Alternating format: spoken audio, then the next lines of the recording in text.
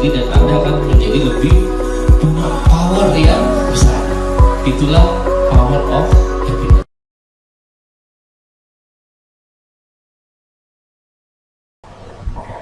Ya, selamat malam semuanya, salam sehat. Hari ini saya akan mencoba memberikan penjelasan tentang kira-kira basic training and development itu seperti apa. Oke, hari ini kita akan belajar apa saja. Yang pertama adalah memahami pengertian training itu sendiri. Yang kedua adalah mengetahui training cycle proses secara umum. Lalu yang ketiga mengevaluasi training level pertama dan level kedua. Yang keempat mengetahui pengertian kompetensi. Yang kelima mengetahui apa sih dimensi kompetensi. Yang keenam memahami aktivitas dalam pengembangan kompetensi. Yang ketujuh memahami evaluasi aktivitas dalam pengembangan. Oke, kita ke yang pertama dulu. Di sini pengertian training. Yang pertama saya kutip itu adalah ahli manajemen sumber daya manusia yang bernama Gary Dessler mengatakan bahwa training atau pelatihan adalah proses mengajar keterampilan yang dibutuhkan karyawan baru dan lama untuk melakukan pekerjaannya. Nah, lalu ada pendapat yang kedua dari New Hollenbeck, Gerard dan White tahun 2003 mengungkapkan training is a planned effort to facilitate the learning of the job related knowledge, skill and behavior by employee. Kalau diartikan berarti pelatihan merupakan suatu usaha terencana untuk memfasilitasi pembelajaran tentang pekerjaan yang berkaitan dengan pengetahuan, keahlian, dan perilaku oleh para pegawainya. Jadi kalau disimpulkan dari dua pendapat di atas, pelatihan atau biasa disebut dengan training adalah suatu usaha terencana untuk memfasilitasi pembelajaran karyawan tentang pekerjaan yang berkaitan dengan pengetahuan, keahlian, dan perilaku yang sudah distandarkan. Nah, itu adalah pengertian training secara umum. Lalu yang kedua, bagaimana sih proses siklus sebuah training itu? Nah, kalau teman-teman googling ini juga ada teorinya, biasanya disingkat namanya, kalau dulu adalah IDDIE. Nah, sekarang itu ditambah menjadi BIDDIE, jadi singkatan dari BADDIE. Nah, jadi B yang pertama adalah bisnis. Jadi kalau disebut bisnis adalah proses bisnis, memahami proses bisnis yang berlaku dalam organisasi seperti apa. Nah, ini akan menjadi sumber melakukan analisis atau biasa disebut dengan TNA, Training Need Analysis. Jadi dari bisnis proses yang ada di sebuah organisasi, dianalisa kira-kira kebutuhan pelatihan ini seperti apa. Lalu lanjut ke siklus selanjutnya dari TNA, maka HRD bisa mendesain program pelatihan yang harus dibuat, lalu mengembangkan program pelatihan yang sudah dibuat, serta mengimplementasikan sampai mengevaluasi kira-kira program pelatihan yang sudah dikerjakan itu seperti apa. Nah, ini secara umum ya, training cycle proses seperti ini. Nah, lalu yang ketiga yang disebut dengan kita ngomongin yang penting nih dari sebuah proses training, yaitu adalah evaluasinya. Karena banyak perusahaan menganggap bahwa training itu adalah obat untuk mengobati karyawan dari tidak produktif menjadi produktif. Nah, sebenarnya kunci keberhasilannya ada di tingkat evaluasinya. Jadi tidak serta-merta tergantung program training yang diberikan memang akan dievaluasi sampai di level berapa. Nah, Jadi kalau secara umum biasanya di perusahaan-perusahaan itu menggunakan teori yang namanya, ini ahli namanya Kirkpatrick. Jadi Kirkpatrick ini mengevaluasi, membagi evaluasi training itu berdasarkan levelnya, itu ada 4 level. Jadi level pertama itu adalah level 1 yang biasa disebut dengan evaluasi reaktif. Jadi di sini mengevaluasi tingkat kepuasan peserta terhadap program training yang diberikan. Jadi kenapa peserta harus puas? Karena kalau peserta tidak puas dengan program pelatihan yang diberikan, kemungkinan peserta sudah tidak semangat lagi untuk mengikuti pembelajaran yang diberikan oleh perusahaan. Biasanya nanti di level 2, level 3, bahkan level 4 juga akan hasilnya tidak baik kalau memang reaktifnya tidak baik. Nah, di level kedua ini adalah mengukur pengetahuan.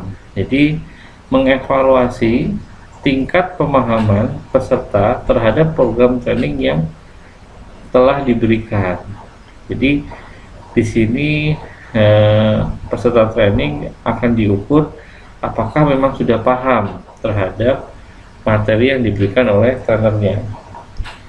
Nah, di level 3 sampai level 4 ini kita tidak pelajari contohnya karena ini masih basic training and development.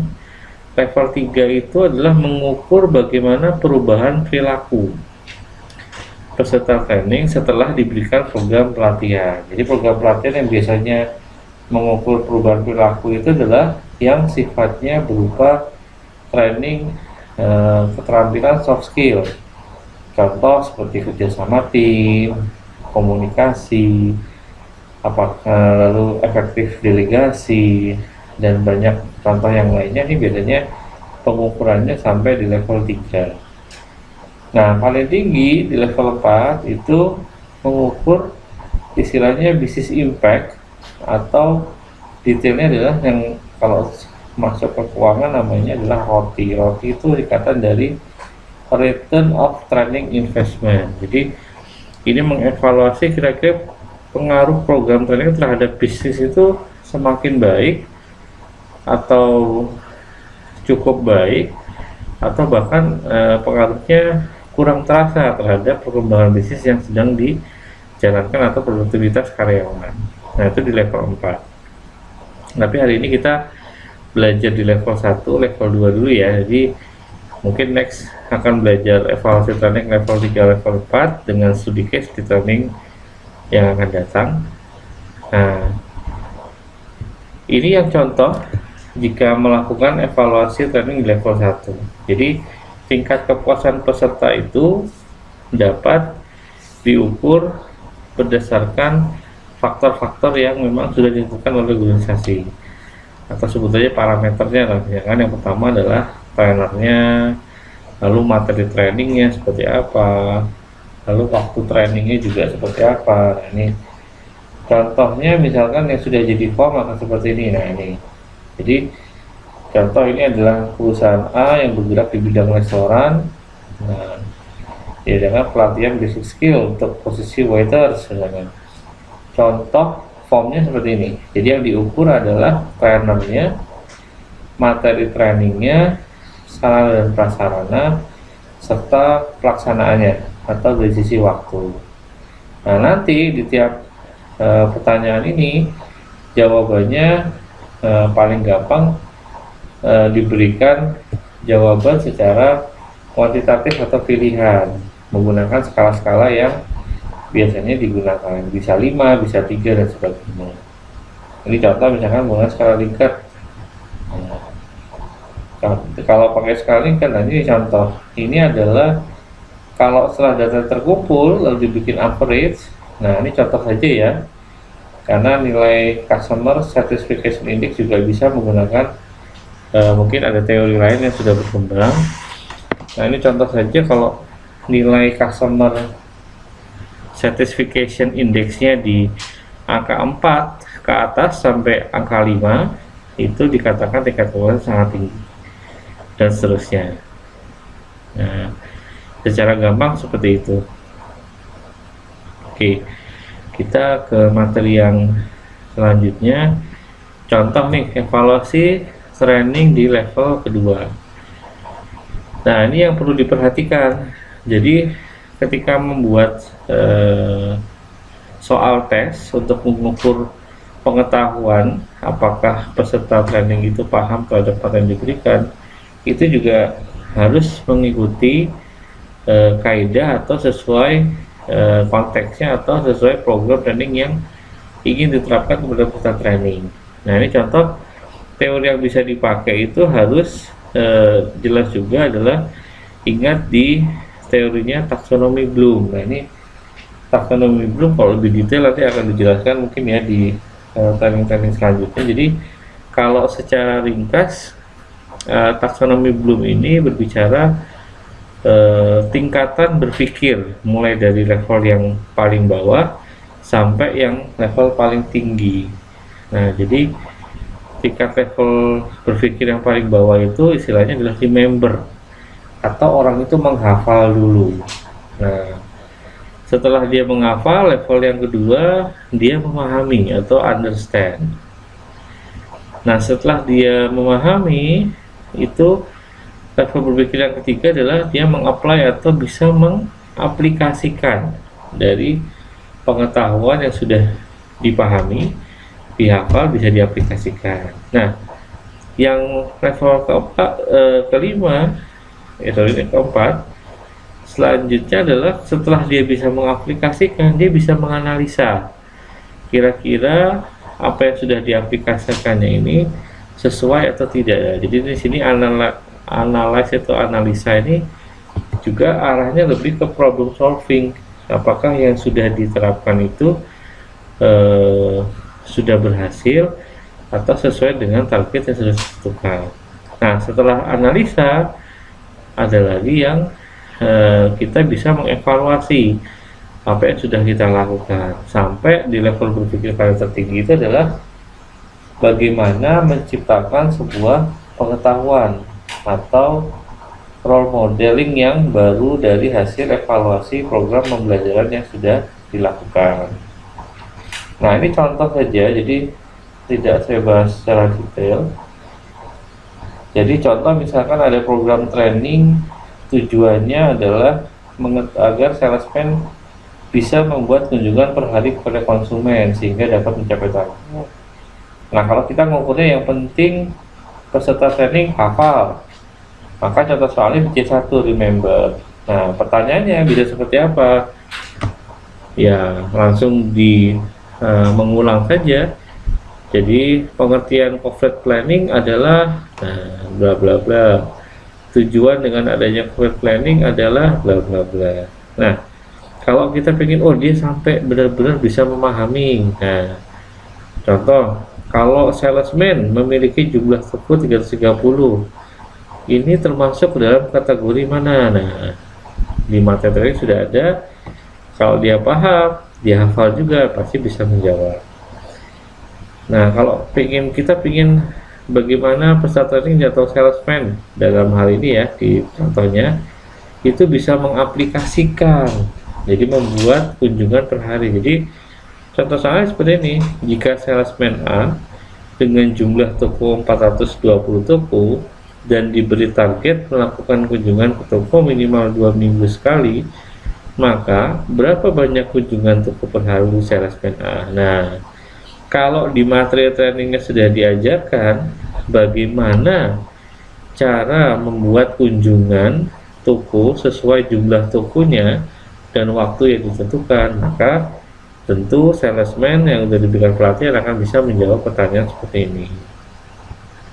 Ya, itu sampai di level aplikasi ya. Nah, kalau sampai di level analisa, evaluasi, bahkan yang contoh soalnya itu menciptakan, ini juga harus diperhatikan ya.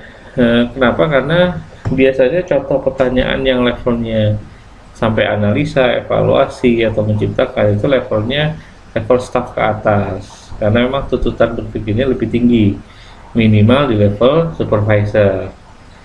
Apalagi yang pertanyaan contoh C6 menciptakan role model baru. Nah, ini biasanya level pertanyaannya mungkin diberikan kepada training yang memang jabatannya memang dituntut sangat sangat tinggi untuk kompetensinya, sehingga pertanyaan pun akan semakin lama semakin susah. Oke, kita bahas sekilas itu tentang evaluasi training level kedua.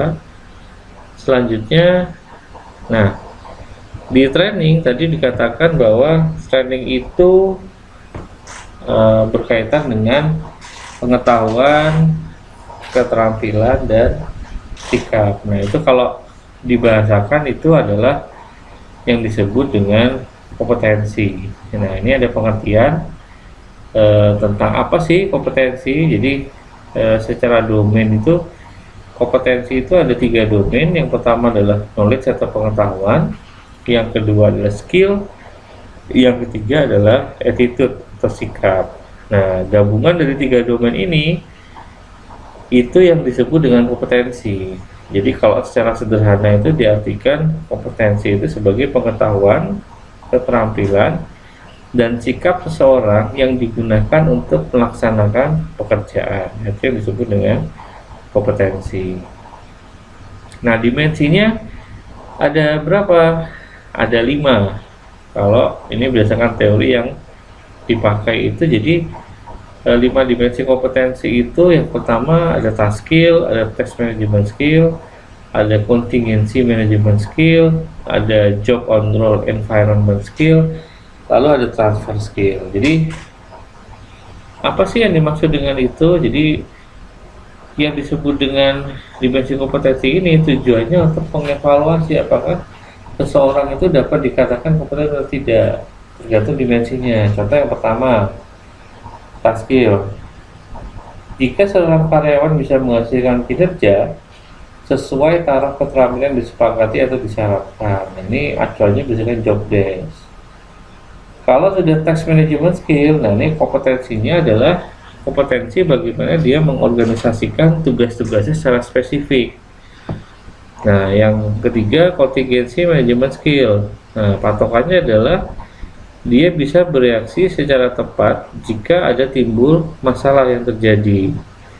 Lalu yang keempat adalah job atau role environment skill, berperan secara benar di dalam lingkungan kerja. Nah, ini jadi bagaimana daya adaptabilitasnya dia, seorang karyawan itu juga sangat penting, apalagi dikatakan talent. Nah, terakhir itu adalah transfer skill. Jadi yang tidak kalah penting adalah seseorang yang dikatakan kompeten, dimensi kompetensi itu mampu menerapkan ilmu dan keterampilannya pada situasi yang baru. Nah, atau bisa memberikan transfer knowledge kepada anak buahnya atau timnya, sehingga itu adalah dimensi kompetensi, dikatakan kompeten jika memiliki sampai level di transfer skill. Nah, setelah kita ngomongin dimensi kompetensi, lalu ada apakah dikatakan kompeten, maka secara garis besar metode pengembangan kompetensi atau ya kita bisa sebut juga bagaimana sih metode pengembangan SDM dalam hal ini yang ditingkatkan dalam kompetensi itu dapat dikembangkan dengan 3 cara. Yang pertama adalah training yang sudah disebutkan tadi, lalu yang kedua adalah coaching. Nah, ini coaching adalah proses mengarahkan yang dilakukan oleh seorang manajer untuk melatih dan memberikan orientasi kepada karyawan tentang realitas di tempat kerja. Nah, secara singkat itu, kalau disebut dengan coaching itu adalah memang peran seorang atasan ini sangat penting dalam pengembangan SDM di sini, karena coaching ini memang porsinya lebih ke level yang secara organisasi itu memiliki anak buah, jadi harus juga punya kompetensi bagaimana melakukan atau proses mengarahkan coaching yang baik. Nah, yang ketiga adalah assignment atau penugasan. Nah, penugasan ini adalah proses punya tugas dalam jangka waktu tertentu di luar pekerjaannya. Jadi bukan pekerjaannya yang diberi yang sekarang menjadi penugasan, tapi di luar itu, di luar pekerjaannya, tujuannya kita melihat apakah memang kompetensinya bisa ditingkatkan atau tidak dari seorang karyawan. Nah, biasanya dalam sebuah perusahaan itu untuk mau mapping atau melihat bagaimana sih pengembangan kompetensi karyawan, itu diperlukan monitoring atau form yang mengidentifikasikan posisi kompetensi seorang karyawan. Ini contoh saja, kalau memang mau dimonitor dengan baik, itu ada yang namanya form individual development plan. Nah, ini tujuannya untuk membantu monitoring proses development. Nanti juga berkaitan juga dengan talent management, dengan performance management, bahkan berhubungan juga dengan organization development untuk pengembangan bisnis di masa yang akan datang. Nah, ini saya share sekedar contoh saja, saya view. Ini contoh individual development plan yang dikatakan baik. Jadi yang pertama adalah kira-kira memang yang diidentifikasi detail kompetensinya seperti apa, acuannya seperti apa. Lebih baik kalau memang organisasi sudah memiliki kamus kompetensi tersendiri yang disesuaikan dengan organisasinya. Lalu development area ini adalah yang menunjukkan area kompetensi yang ingin dikembangkan. Apakah dia kompetensi teknikal yang berhubungan dengan keterampilan atau pengetahuan, atau yang berhubungan dengan sikap, soft skill. Nah, itu bisa dicantumkan di sini. Lalu bagaimana sih metode pengembangannya di tiap-tiap detail kompetensi ataupun development area? Nah, metodenya sesuai 3 tadi, bisa dilakukan training atau diarahkan atau memang diberikan penugasan untuk pengembangan kompetensi tersebut. Nah, selanjutnya untuk learning resource ini adalah sumber belajarnya. Kira-kira kalau memang metodenya training, siapa yang akan ngajarin training? Kalau memang metodenya coaching, siapa yang memberikan arahan? Nah, jadi harus clear juga kira-kira resource belajarnya dari mana. Jadi jangan sampai di organisasi Anda ada seorang karyawan disuruh belajar ke 5 manajer yang fungsinya berbeda-beda. Nah, kacaunya lagi, misalkan antara manajer satu dengan manajer yang lain itu memberikan resource yang berbeda-beda. Dan ini kasihan kalau memang tidak bisa dimonitoring oleh HRD seperti itu. Lalu time frame-nya kira-kira program development ini diberikan kepada karyawan dalam jangka waktu berapa lama. Lalu indikator kira-kira jika dikatakan berhasil, indikatornya seperti apa sih kira-kira? Apakah mungkin dia mencapai target di pekerjaannya, apakah memang sikapnya sudah berubah dan sebagainya. Dan itu yang bisa didiskusikan dengan atasan yang memang karyawannya mau di-develop.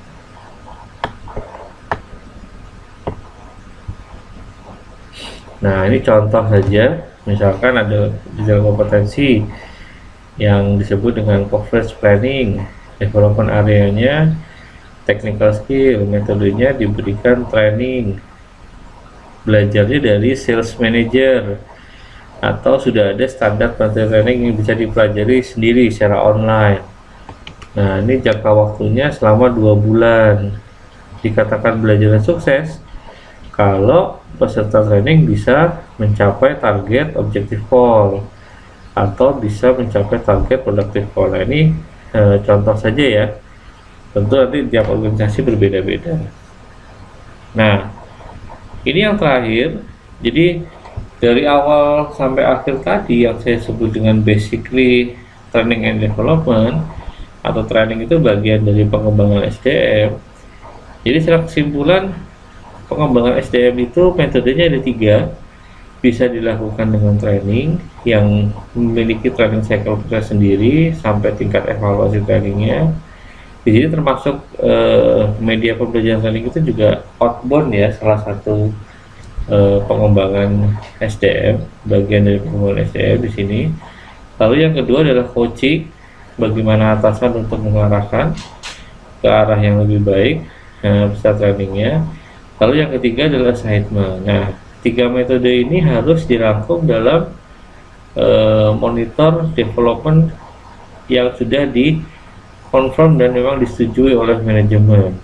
Tujuannya agar bisa dilihat kira-kira program training atau program development yang ditetapkan itu dikatakan berhasil atau tidak berhasil.